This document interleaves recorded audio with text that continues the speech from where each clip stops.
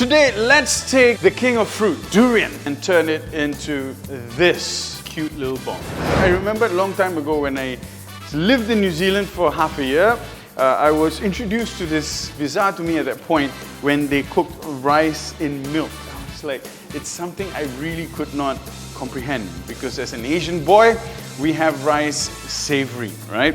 So I am leaning off that recipe, like a classic rice pudding recipe for the start of it, and then we're going to fold in our durian later on. Alright, so the first thing we want to do for this durian arancini is of course to make the rice. Half cup of rice, and the rice I'm using is fragrant rice. 4 cups of milk and 2 cups water. Going in with half cup of sugar and half a teaspoon of salt. Alright, so this is going to take a good 45-50 minutes and stir this thing. I've got it now on a high heat temperature, but once you start seeing it bubble, then we're going to lower the temperature down and maintain a gentle simmer. Alright, so this is what it looks like now. This is a finished rice pudding. Grate some cinnamon. This would give that sweet aroma. And let me convince my friends how good this actually is. Nasha, try.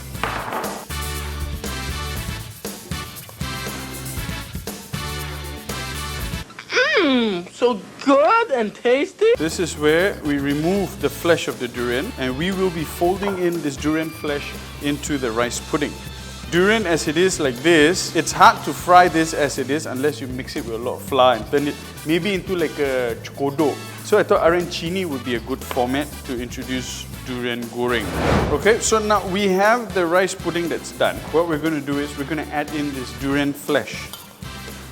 And well, the task now to do is make sure everything is well incorporated. Now the thing to note is also not to overcook the rice. As much as it looks like porridge at this point in time, but when you eat it, you still feel each individual grain sort of nice, smooth and firm. To give this a little taste,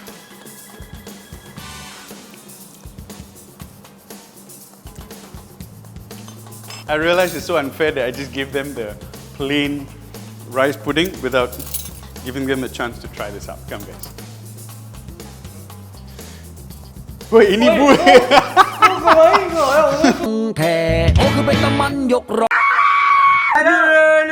This is already good as it is. You've seen their reactions. So before we do that, we need to cool it down.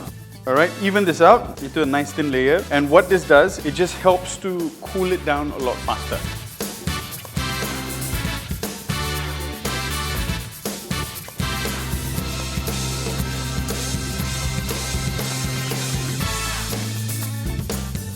I've chilled it a little bit too far, slightly frozen, but it doesn't matter. What I'm doing now is essentially just balling it into arancini size balls.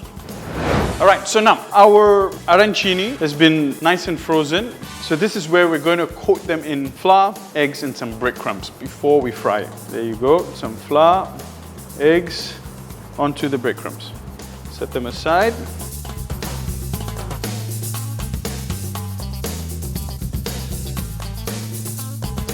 Now we drop them in hot oil. Now you want your oil to be hot but not smoking hot, because these breadcrumbs can burn fairly quickly and you want to end up with something that's nice and golden instead of something that's burnt. Look at these beautiful bombs. Absolutely bonkers.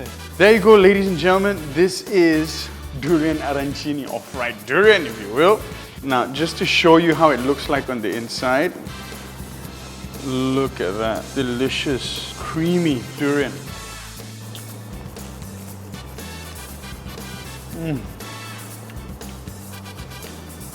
This is bomb, ladies and gentlemen.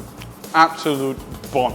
Nice crispy layer on the outside, not too thick, but inside it just gets all nice and soft and gooey and absolutely creamy, with both the milk being reduced into that pudding and the creaminess of the durian.